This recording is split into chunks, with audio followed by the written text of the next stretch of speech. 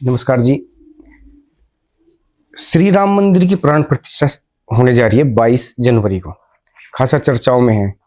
इसी के साथ में चर्चाओं में 1990 का आंदोलन भी आ जाता है। आपके अनुभव रहे हैं, आप आंदोलन का अहम हिस्सा रहे हैं, तो उस दौरान क्या आपका अनुभव क्या रहा है? आंदोलन किस तरह का आंदोलन था, किस तरह का उस दौरान माहौल था, इसके बारे में थोड़ी आपसे। 22 तारीख का दिन आज संपूर्ण विश्व के लिए आकर्षण का बिंदु बन गया है। 55 से अधिक देशों के अंदर यह सेलिब्रेट हो रहा है। टाइम्स स्क्वायर पर इसका लाइव टेलीकास्ट होगा।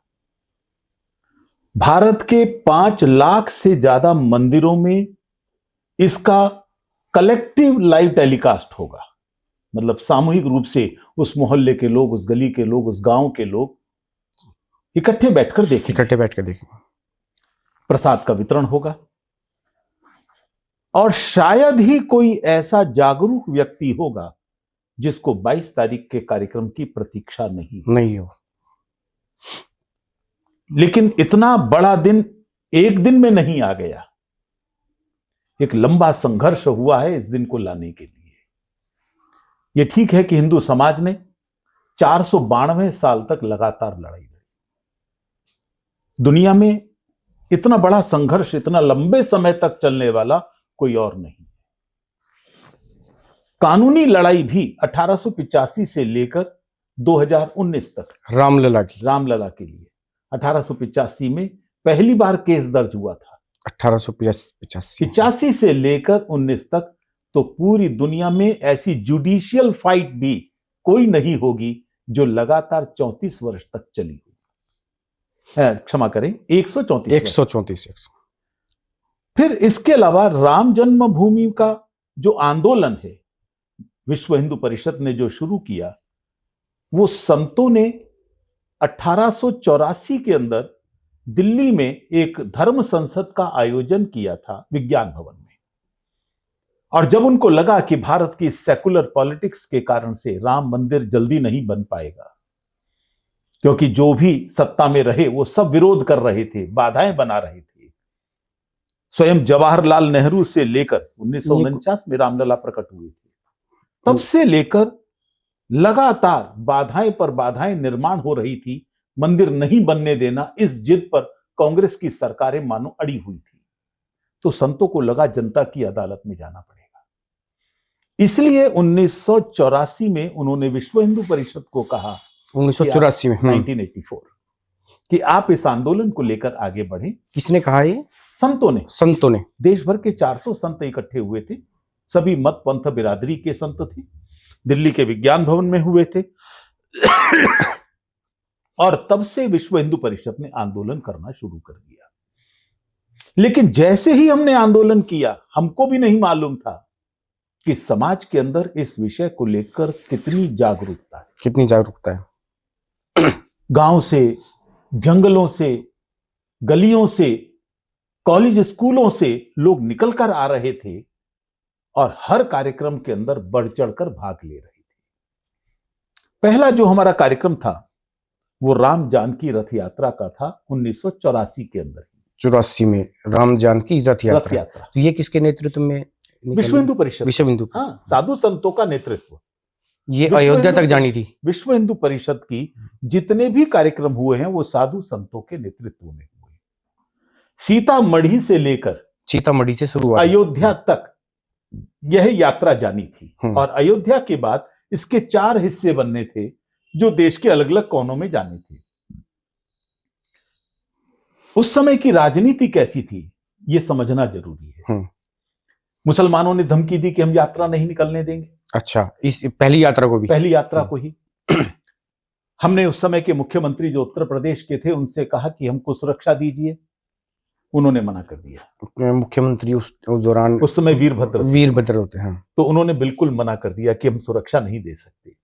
संतों ने विचार किया कि भगवान राम जब लड़ने गए थे, उन्होंने रावण को परास्त किया था, तो कौन सा वो अयोध्या की फौज लेकर गए? उन्होंने ग्रामवासियों, वनवासियों के आधार पर ही युद्ध लड़ा था। तो इसलिए हम देश की जवानी को आह्वान करते हैं।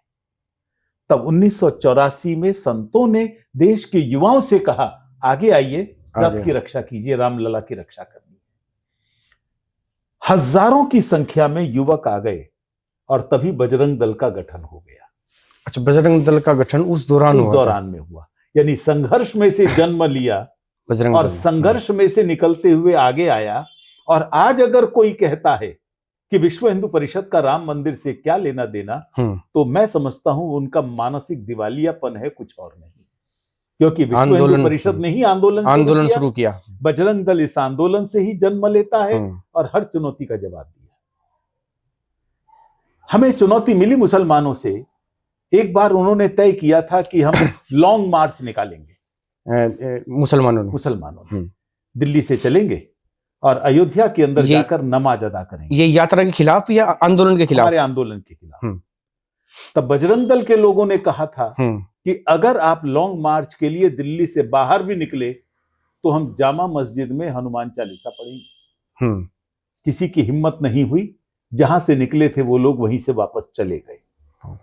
इसी तरह एक बार शॉर्ट मार्च निकालने का सोचा था, अच्छा, लखनऊ से लेकर अयोध्या तक। वो भी हमने इसी तरह की धमकी दी और ये वापस हो गए। ये मैं इसलिए आपको पृष्ठभूमि बता रहा हूं कि आपको इस सारे संघर्ष और आंदोलन की भूमिका क्या है, समाज का उत्साह क्यों बना। समाज चाहता था कि गुलामी के निशानी दूर हो जाए। जैसे सोमनाथ का मंदिर बना वैसे ही राम मंदिर बने। पूरी दुनिया के अंदर होता है, जो गुलामी के निशानी है उनको लोग हटाते ही हैं। यही रूस ने किया था, यही चेकोस्लोवाकिया ने किया था, भारत में क्यों ना हो। लेकिन इस राजनीति ने इस विषय को आगे नहीं बढ़ने दिया और देश की जनता दुखी हो चुकी थी। इसलिए देश की जनता निकल कर आई, हर फेज के अंदर निकल के आई। आपको क्या लगता है उस दौरान क्या कारण रहे हैं? उस दौरान की सरकार क्यों नहीं चाहती थी कि रामलला या आजादी के बाद होना यह चाहिए था कि मुस्लिम जो वोट बैंक की राजनीति है, जो अंग्रेज खेला करते थे, वो समाप्त हो जाए। लेकिन दुर्भाग्य से जवाहरलाल नेहरू समेत हर एक कांग्रेस के नेता को या कांग्रेस से निकली हुई जो पार्टी हैं, उन सबको यह लगता था कि सत्ता में रहने के लिए मुस्लिम वोटों का मिल जाना ये एक प्रकार की गारंटी है। यानी अगर 15-20% वोट हमको एन ब्लॉक मिल जाता है तो कुछ जाति बिरादरी का मिल जाएगा, कुछ और मिल जाएगा, हम सत्ता में रह सकेंगे। सत्ता में रहने के लिए ही, सत्ता में रहने के लिए मुसलमानों को इकट्ठा रखा गया डरा के, और हिंदुओं को बांटा गया जातियों के अंदर। जातियों में ना हिंदू कभी बटा नहीं था जातियों में। आज वैश्य अलग है, ठाकुर अलग है, जाट अलग है, सिख अलग है, फलाना अलग है, ढिमका अलग है, और जातिगत अभी मतगणना की मांग हो रही है। उसका उद्देश्य तो यही है, जाति के हिसाब से लोगों को बांटना। तो उस आधार पर यह तुष्टीकरण की नीति चल रही थी। लेकिन देश की जनता दुखी हो गई थी, क्योंकि दंगे होते थे कहीं भी, उन दंगों में हिंदू ही मारा जाता था और हिंदू पर ही केस बनते थे। मैं उन दिनों चांदनी चौक में रहता था, मेरा जन्म दिल्ली का। तो हर जुम्मे के दिन जामा मस्जिद से मुसलमानों की भीड़ निकलती थी, हिंदुओं पर हमला करती थी और उनको लूट लिया करती थी, पुलिस वालों को भी मारा करते थे।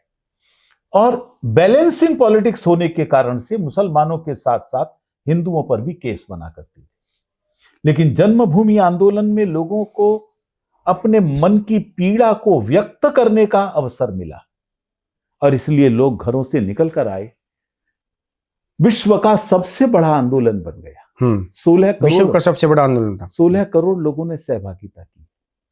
और जिस 90 की कार सेवा का आप जिक्र कर रहे हैं, हाँ, जब ये तय हो गया कि हमको आगे नहीं जाने दिया जाएगा।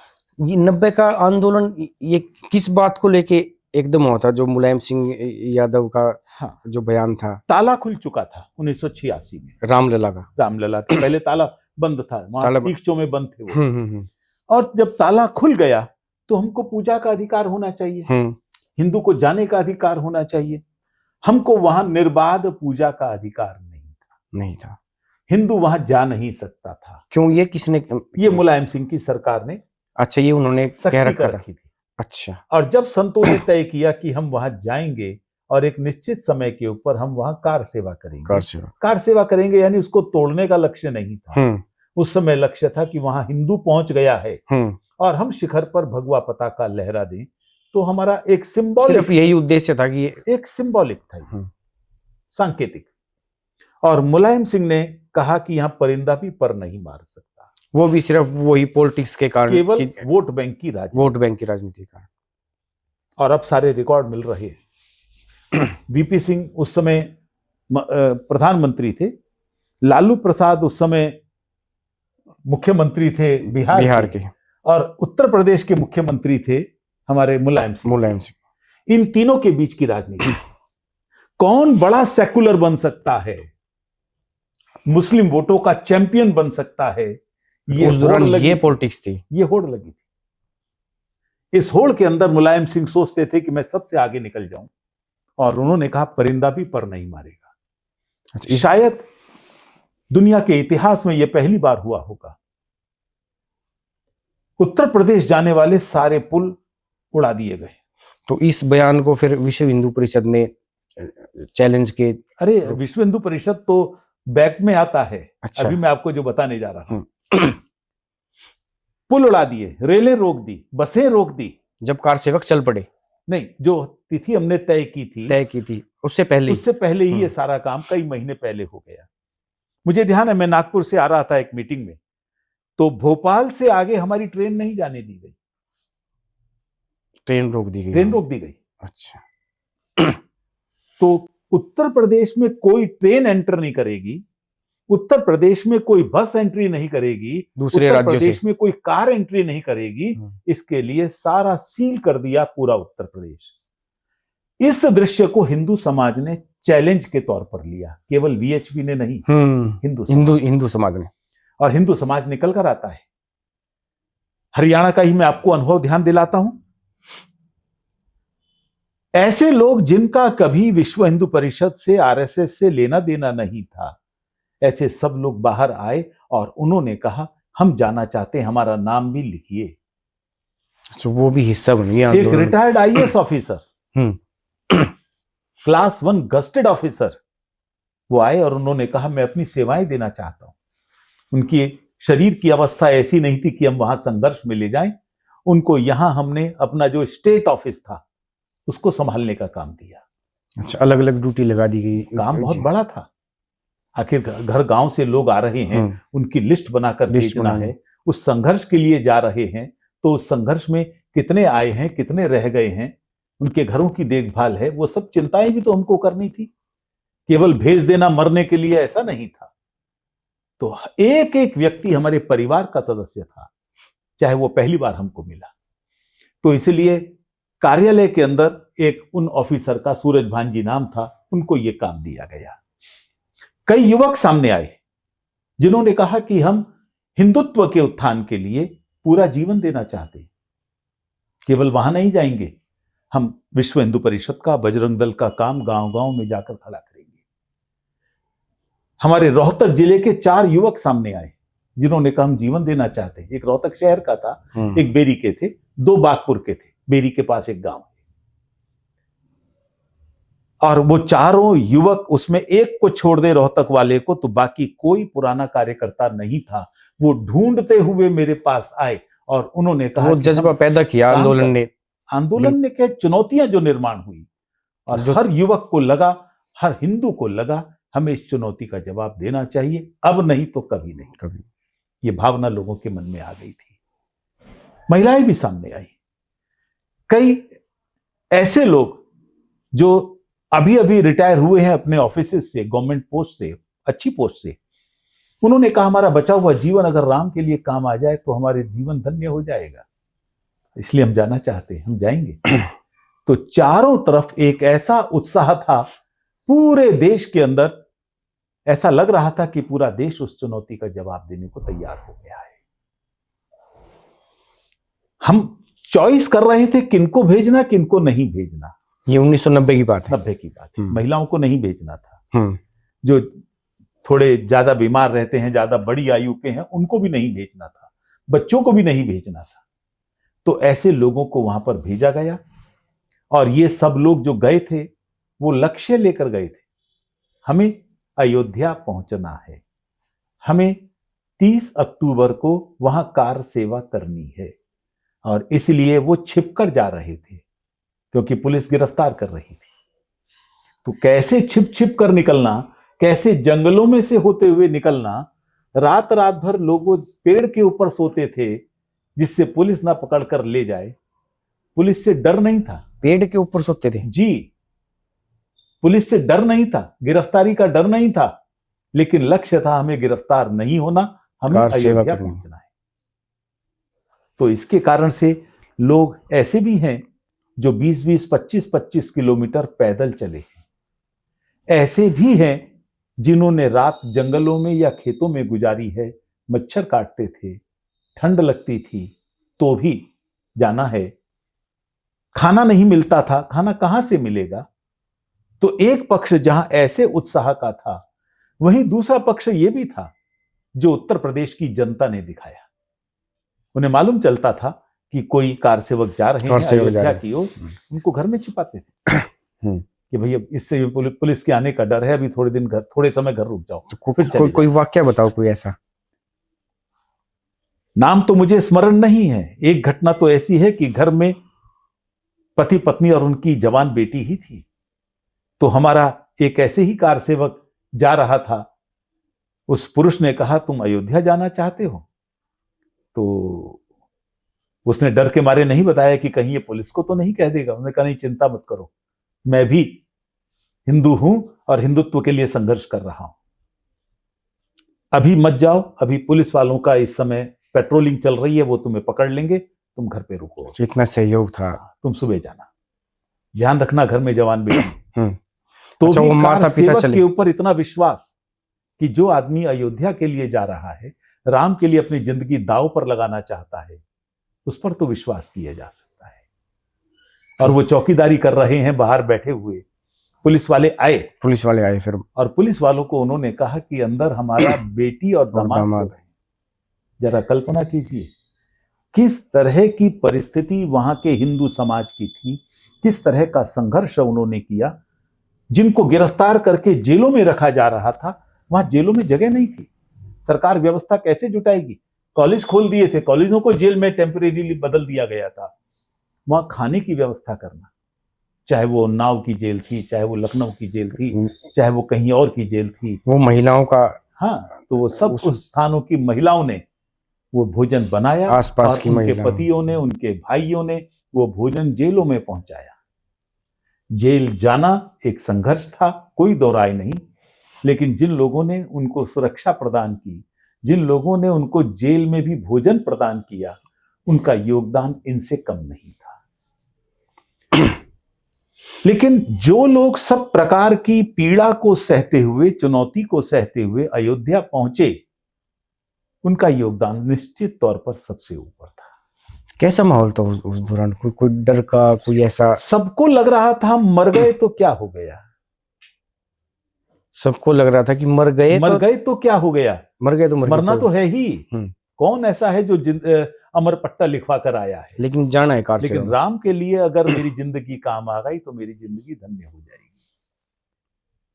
और इसलिए जब चारों तरफ से अयोध्या सील थी, कोई जा नहीं सकता था, परिंदा भी पर वास्तव में नहीं मार सकता था, लेकिन हम लोगों ने इस तरह की व्यवस्थाएं वहां पर बनाई हुई थी कि जैसे ही समय जो निर्धारित था वो आया, अशोक सिंघल भी कहीं से आ गए और तुरंत हजारों कार सेवक आश्रमों से, मंदिरों में से जय श्री राम के जयकारे करते हुए बाहर निकल आए।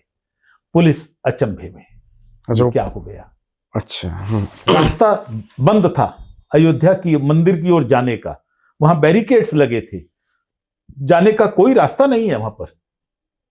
तभी एक साधु को जोश आया, पुलिस वालों की ही बस खड़ी थी और उसको स्टार्ट करके वो जोर से आगे ले गया चलाकर, और वो बैरिकेड्स तोड़ दिए और सब लोग सीधे वहां पर बाबरी ढांचे पर पहुंच गए और शीर्ष पर भगवा पताका लहरा दी और कार सेवा हो गई। वो सिंबॉलिक कार सेवा थी, लेकिन हजारों की संख्या में अयोध्या में थे। जाने से पहले लोग चाहते थे कि एक बार हम रामलला के दर्शन करके आएं, चाहे वो उस ढांचे के अंदर हैं, हम देखना जरूर चाहेंगे, इतनी दूर आए हैं। तो फिर कोशिश की 2 नवंबर को। हाँ, सेकंड फेज आया था आंदोलन 2 का, नवंबर 2 30 दिन, अक्टूबर के बाद 2 नवंबर 2 नवंबर। 2 नवंबर को जब जा रहे थे, मुलायम सिंह बौखलाए हुए थे, उनकी बड़ी हार हो गई थी, क्योंकि वहां कार सेवा तो हो गई, साधु संत पहुंच गए, अशोक सिंघल पहुंच गए, देश की जनता पहुंच गई, कार सेवक पहुंच गए। तो बौखलाए हुए मुलायम सिंह ने अपनी पुलिस को आदेश दिया और कई मुसलमानों को पुलिस के वेश में रखा गया कि इनको मारो। अयोध्या में या बिल्कुल अयोध्या के अंदर जो लोग सड़क पर बैठकर राम राम कर रहे हैं, भजन कर रहे हैं, उनको पॉइंट ब्लैंक सर के ऊपर गोलियां मारी गई। ये 2 भाई जिनका बलिदान हुआ, पूरी दुनिया उनके नाम से परिचित है, जो शरद कोठारी और राम कोठारी, बंधु। कोठारी बंधु के रूप में। छोटे भाई को पॉइंट ब्लैंक गोली मारी, बड़ा भाई कूद कर आया कि क्यों कर रहे हो ऐसा, उसको भी गोली इनको तो बाद में गोली मारी थी शायद, वही 2 नवंबर को, 2 नवंबर को ही मारी थी। 2 नवंबर। प्रोफेसर अरोड़ा थे जोधपुर के, उनकी आयु उस समय 55 साल की थी। वो भी जोधपुर से कुछ लोगों को लेकर आए थे। वो तो शांति से बैठे हुए भजन कर रहे थे सड़क के ऊपर, कोई जा भी नहीं रहे थे, वहां उनको गोली मार दी अयोध्या में। अयोध्या में ऐसे सैकड़ों लोगों को उस दिन गोली मारी गई। और जब गोली मारी गई तो अगले दिन का भी दृश्य वो बड़ा जोरदार था। जितने भी IAS officer, IPS officers, police officers थे, उन सब की पत्नियां सड़कों पर निकल के आई और वहां के डीसी का घेराव किया। उत्तर प्रदेश की नहीं, अयोध्या, फैजाबाद की आसपास के इलाके की पुलिस ऑफिसर्स, आईएएस ऑफिसर्स, उनकी पत्नियां, हाँ, जो आईएएस ऑफिसर्स, वो डीसी का घेराव कर लिया कि आपने इन मासूम लोगों को क्यों मारा। अरे लाठीचार्ज कर सकते थे, अश्रु गैस के गोले छोड़े जा सकते थे, कुछ और कर सकते थे, और उसके पास कोई जवाब नहीं था। समाज का इस तरह का जागरण उस समय था। बलिदान तो हुए, और इसीलिए राम कोठारी, शरद कोठारी की मां से जब पूछा गया कि इस दोनों बेटों के जाने पर आपको कैसा, तो उन्होंने कहा मेरा अगर तीसरा बेटा भी होता और वो भी बलिदान हो जाता, लेकिन राम मंदिर बन जाता, तो मैं अपनी कोख को धन्य समझती। संपूर्ण भारत में इसी प्रकार का दृश्य उस चुनौती को देने के लिए था। लोग बलिदान देने के लिए भी आगे बढ़ रहे थे, सब प्रकार की तकलीफें लेकर वहां तक पहुंचना है, इसकी तैयारी कर रहे थे। लेकिन ये बलिदान बेकार नहीं गए। संपूर्ण देश में बहुत जबरदस्त जागरण हुआ इसका, और जागरण का परिणाम था कि सरकार सब तरह की छल कपट कर रही थी। नरसिम्हा राव उस समय प्रधानमंत्री बन चुके थे, और नरसिम्हा राव संतों में भी 2 फाड़ करने की कोशिश कर रहे थे। कल्याण सिंह की सरकार तब तक आ चुकी थी, क्योंकि मुलायम सिंह को तो जाना ही था। राम से टक्कर लेकर कोई सरकार नहीं चला सकता, कोई राजनीति नहीं कर सकता। और आज भी आप देख रहे हैं, जो कल तक राम के अस्तित्व को नकारते थे, राम को गालियां देते थे, हिंदू धर्म को आतंकवादी कहते थे, सनातन को खत्म करने की बात कहते थे, आज वो सारे निमंत्रण मांग रहे थे। और जब निमंत्रण दे दिया तो फिर उनको मुसलमानों का वोट सताने लगा। अब वो मना कर रहे हैं। मुट्ठी भर लोग हैं, लेकिन धीरे धीरे ये सब लोग राजनीति में अप्रासंगिक बनने वाले हैं। और उस समय मुलायम सिंह ने कहा था, मैंने राम से टक्कर ले ली, राम से कोई टक्कर नहीं ले सकता। उसको हाथ धोना पड़ा, कल्याण सिंह आ गए। कल्याण सिंह जी ने वो जमीन जो डिस्प्यूटेड थी, जिसको वो डिस्प्यूटेड कहते हैं, उसको टेक ओवर कर लिया था। केंद्र में सरकार थी नरसिम्हा राव की। नरसिम्हा राव ने उनसे, सरकार से खुद ले लिया। अब विषय कोर्ट में था। हाँ, वो कोर्ट में चल रहा था कि टेक ओवर जायज है या नहीं। यदि वो कहते हैं कि ये टेक ओवर जायज नहीं है, तो जिनकी थी उनको मिल जाती है। यदि केंद्र सरकार का जायज नहीं है, तो फिर वो राज्य सरकार को मिल जाती है, और हम आराम से कुछ कार सेवा सिंबॉलिक कर सकते थे। जजमेंट तैयार पड़ा था। देश के साधु संतों ने कहा कि आप जजमेंट जल्दी डिलीवर कराइए और 6 दिसंबर से पहले कराइए, गीता जयंती थी उस दिन। लेकिन जजमेंट तैयार होते हुए भी डिलीवर नहीं हुआ और देश भर से जो लाखों कार सेवक आए थे, उनका सब्र का बांध टूट गया। बार बार हम कैसे आएंगे, और परिणाम ढांचा टूट गया। दिसंबर में ढांचे के टूटने का फायदा भी हुआ, क्योंकि उसके बाद ही खुदाई संभव हुई। ढांचा रहता तो खुदाई नहीं हो सकती थी। खुदाई से सबूत निकले, और सबूत निकले तो 2019 का जजमेंट आ गया, और वो हिंदुओं के हाथ में आ गया। और तब से अब तक निरंतर निर्माण कार्य बहुत तेजी से चल रहा है। आपकी ड्यूटी क्या थी उस दौरान? 1990 में मैं बजरंग दल का हरियाणा प्रांत का संयोजक था जी। और चूंकि चुनौती इतनी बड़ी थी, हजारों लोग हरियाणा से गए थे। क्या होगा, वापस कितने लौटेंगे पता नहीं, किस हाल में लौटेंगे पता नहीं। तो वो सब आने के बाद उनकी देखभाल करना, उनके घर वालों की देखभाल करना, यदि किसी के साथ किसी प्रकार की कैजुअलिटी हो जाती है तो उनके घर वाले किसी समस्या में ना रह पाएं, उस व्यक्ति को तो नहीं ला सकेंगे, कम से कम खाने पीने की कमी ना रह जाए, ये चिंता करने के लिए एक टोली बनाई गई थी हरियाणा के अंदर। और इसके कारण से मेरा रिजर्वेशन होते हुए भी मैं नहीं गया, और मुझे यहां पर हरियाणा में इस काम के लिए रोकना पड़ा। और मैं समझता हूं कि यह काम भी किसी कार सेवा से कम नहीं था। यह हमारा संयोग है कि हरियाणा में कोई कैजुअलिटी नहीं हुई। अब कैसा लग रहा है आपको श्री राम मंदिर की प्राण प्रतिष्ठा? हमें गौरव का महसूस हो रहा है, केवल हमको नहीं, पूरे देश को हो रहा है, पूरी दुनिया को हो रहा है। और इसीलिए न्यूयॉर्क के मेयर ने कहा है कि 22 जनवरी का दिन तो प्रत्येक हिंदू के लिए जश्न का दिन है। तो इसलिए केवल मुझे नहीं, सबको हो रहा है। मुझे कल एक इंस्टीट्यूट में बुलाया गया था बच्चों को संबोधित करने के लिए इस विषय पर।